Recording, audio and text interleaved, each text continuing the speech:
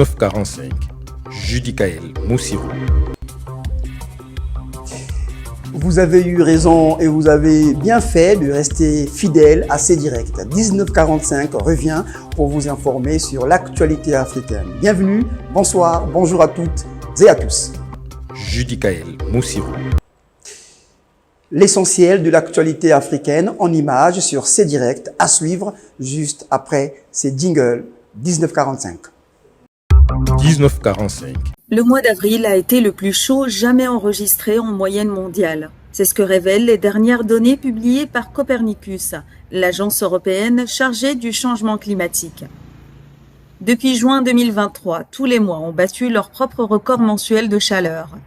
Avril 2024 a connu une température moyenne de 15,3 degrés Celsius, soit 1,58 degrés de plus qu'un mois d'avril normal.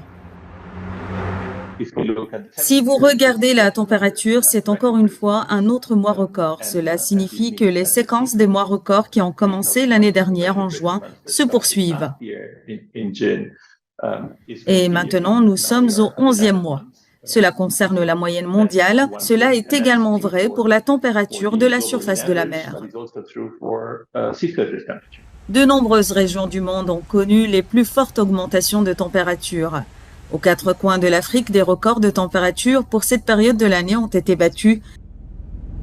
Début avril, une vague de chaleur s'est abattue sur le Mali, où les températures ont frôlé les 49 degrés à l'ombre.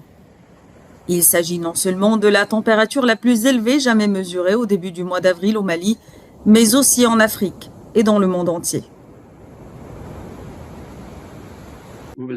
Nous verrons encore et encore El Niño et la Niña alterner. Nous verrons des années plus fraîches, plus humides et plus sèches, mais c'est la tendance qui compte, et la tendance va vers un climat plus chaud. Ces tendances se confirment dans plusieurs pays. Le Maroc, qui fait face à sa 6e année consécutive de sécheresse, connaît actuellement une canicule, avec des températures allant de 37 à 44 degrés. Une mini-forêt de bambou a été créée autour d'une école kenyane pour parer les effets négatifs de la pollution sur les enfants et leurs enseignants. Située à proximité de la plus grande décharge du pays, l'école secondaire de Dandora, dans l'est de la capitale Nairobi, est à présent entourée de plus de 100 bambous plantés. Chaque matin, une fumée âcre s'échappe de la combustion des déchets et se dirige vers leur école, provoquant des maladies respiratoires. La décharge produit du gaz le matin et l'après-midi, voire devient un problème le matin. Elle produit de la brume, du brouillard qui pollue vraiment l'environnement, produit de mauvaises odeurs, mais certains des problèmes qui nous affectent vraiment sont l'odeur qui se dégage de la décharge, la fumée.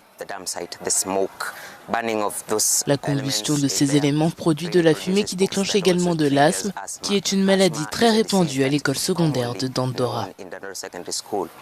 La décharge a été déclarée pleine il y a 23 ans, mais des centaines de camions continuent d'y circuler chaque jour pour y entasser de nouveaux déchets.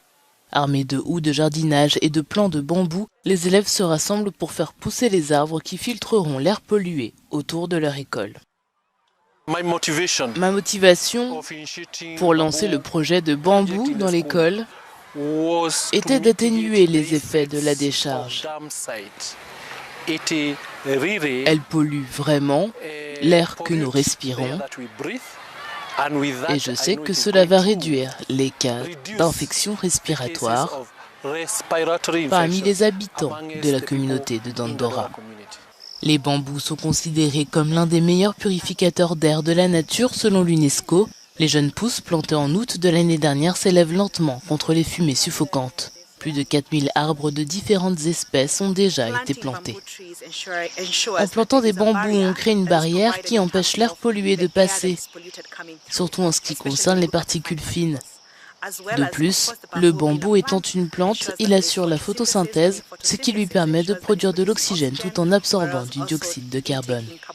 L'école, financée par des fonds publics, compte sur les dons pour acheter les plants qui se vendent à 400 shillings kenyans à l'unité. La décharge de Dandora occupe environ 50 hectares de terrain et reçoit quotidiennement plus de 2000 tonnes de déchets provenant des environs de Nairobi. Le gouvernement kényan a poursuivi ses expulsions et démolitions par la force mardi dans la plupart des quartiers informels de Nairobi. La police kenyane a lancé des grenades lacrymogènes pour faire évacuer les bidonvilles situés près des rivières. La plupart des résidents ont été pris au dépourvu malgré l'expiration il y a 5 jours d'une directive de 48 heures du président William Ruto les invitant à quitter la zone. Angoissés, de nombreux habitants ont fait part de leur douleur, se sentant délaissés par le chef d'État. Ruto, nous avons voté pour toi parce que tu as dit que tu protégerais les pauvres. Maintenant, est-ce que tu les aides ou est-ce que tu es en train de les achever? Si vous avez l'intention d'en finir avec les pauvres Kenyans, alors bombardez-nous tous et finissons-en. Vous êtes en train de nous achever et vous prétendez être un homme de Dieu. Les habitants ont insisté, impuissants, à la démolition des structures de tôle et de bois par les bulldozers. La directive gouvernementale a été prise en vue de protéger les populations de ces quartiers des inondations engendrées par les fortes pluies. Qu'allons-nous faire maintenant? Nous aimons notre président et c'est pourquoi nous l'avons soutenu. Il devrait nous venir en aide parce qu'ici, nous n'avons eu aucun problème pour nous déplacer. Nous demandons une aide urgente pour réinstaller les personnes qui n'ont nulle part où loger et qui n'ont pas de moyens de subsistance. Plus de 210 000 personnes ont été déplacées au Kenya. Le ministère de l'Intérieur œuvre à installer des camps dans différentes parties du pays pour les accueillir. Le ministre russe des Affaires étrangères Sergueï Lavrov a rencontré mardi son homologue sierra-léonais Timothy Kaba à Moscou pour discuter des relations bilatérales. En plus du renforcement de leurs liens diplomatiques, Moscou et Freetown réfléchissent à une coopération dans le domaine énergétique. Aujourd'hui, je suis très heureux d'être ici pour contribuer à approfondir et à renforcer la coopération entre nos pays.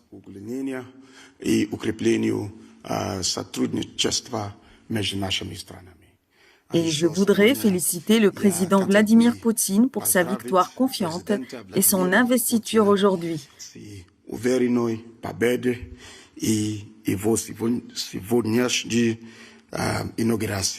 Et lui souhaiter ainsi qu'à tout le peuple russe davantage de prospérité.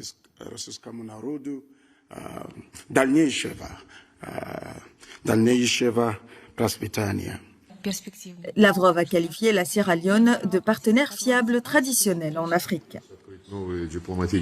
Nous prévoyons d'ouvrir de nouvelles missions diplomatiques sur le continent africain, notamment à Freetown. Nous prévoyons de le faire cette année, avant la fin de l'année. Toutes les décisions nécessaires ont été prises. Il faut les mettre en œuvre. C'est une phase pratique et nous y travaillons.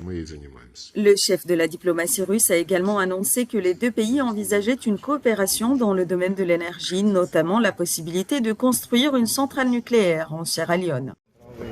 L'effondrement lundi d'un immeuble en construction à George en Afrique du Sud a fait au moins 7 morts. Si plusieurs ouvriers du chantier ont été extirpés des gravats, des dizaines d'autres manquent encore à l'appel. Les opérations de secours, jugées délicates, se poursuivaient mardi.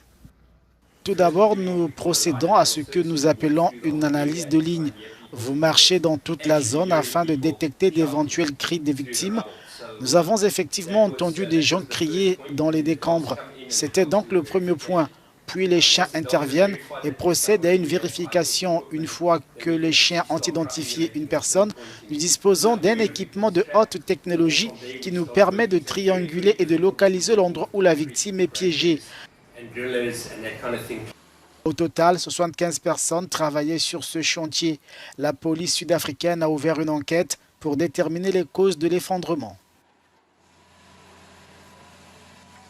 Trouver des solutions pour l'intérêt de la République et du port autonome de Pont-Noir entre la direction générale du port et l'intersyndicale, objet de la communication du ministre Honoré Saï, qui a permis de comprendre les difficultés et les enjeux décelés dans cette concession de la société Al-Bayrak. Ce pour aboutir à de bonnes solutions. Au terme de cette communication, le ministre en charge de la marine marchande a circonscrit ses retrouvailles.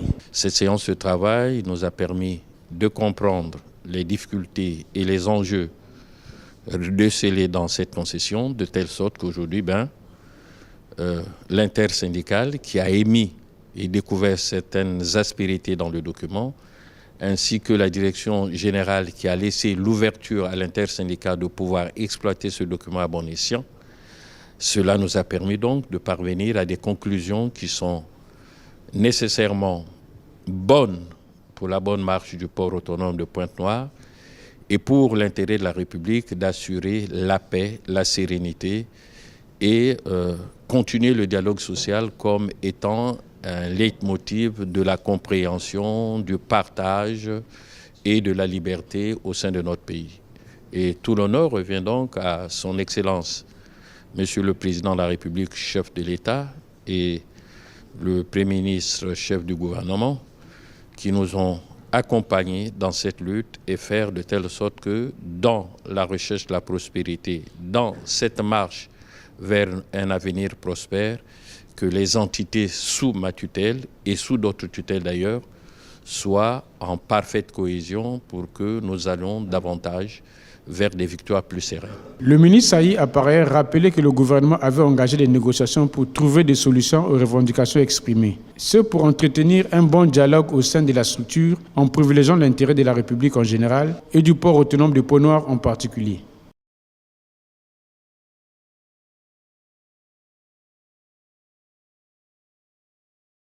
Le Premier ministre Anatole Kouliné Makosso, pour qui le professeur Jean-Louis Nkwa était conseiller et chef de département santé, population et nutrition, a rendu un hommage à son collaborateur en déposant une gerbe de fleurs et en s'inclinant devant son cercueil. En reconnaissance de son dévouement, le président de la République lui a attribué à titre posthume la médaille d'or dans l'ordre d'honneur de la santé publique. Pendant l'oraison funèbre, le parcours exemplaire et exceptionnel du professeur Nkwa a été rappelé. Le professeur Jean-Louis Nkwa a contribué de manière significative à la gestion de la crise sanitaire relative à la COVID-19, ainsi que dans bien d'autres dossiers stratégiques dans le domaine de la santé et de la population. Son altruisme, son dévouement ont séduit tous ceux qu'il avait approchés et à travers qui il avait découvert les vertus des gens. Le professeur Jean-Louis Nkwa, aux côtés du professeur Christophe Bouramoué, a joué un rôle majeur dans la création du premier programme de formation des médecins spécialistes au Congo. Son dévouement à transmettre ses connaissances a marqué le parcours de nombreux médecins formés à l'université Marie-Ngouabi. Même après son décès à l'âge de 77 ans, il demeure dans les souvenirs comme un enseignant remarquable. Ce monsieur s'est occupé comme médecin sous la tutelle du professeur Bouramoué, notre cher maître, de 45 lits. Vous vous rendez compte à l'époque, 45 lits pour un seul médecin dans le secteur médecine 1, 2, 3, pavillon de droite. Il a été brillant. Son parcours de vie pour nous est un modèle. Son humilité, son excellence dans son art de l'enseignement et de la médecine dit tout. Quand j'ai été recruté à l'université Marie-Ngouabi à la faculté des sciences de la santé ex-INSA comme enseignant, il était le premier à m'avoir prodigué de conseils, à m'avoir donné ce qu'on appelle chez nous le plan de la leçon. Et il m'a dit, vous allez faire une carrière universitaire jusqu'à être professeur. Aujourd'hui, je suis professeur titulaire et je pense que il a été l'un de mes mentors dans ce sens. C'est un monsieur chez qui la fraternité n'était pas simplement un mot. La fraternité pour lui était une pratique, une quête de tous les jours. Et croyez-moi que c'était un exemple de bonté, d'humilité, de fraternité qui manquera beaucoup à notre pays. Après la messe de Requiem, la dépouille du professeur Jean-Louis Nkwa a été conduite à l'Ekana, dans le département des Plateaux.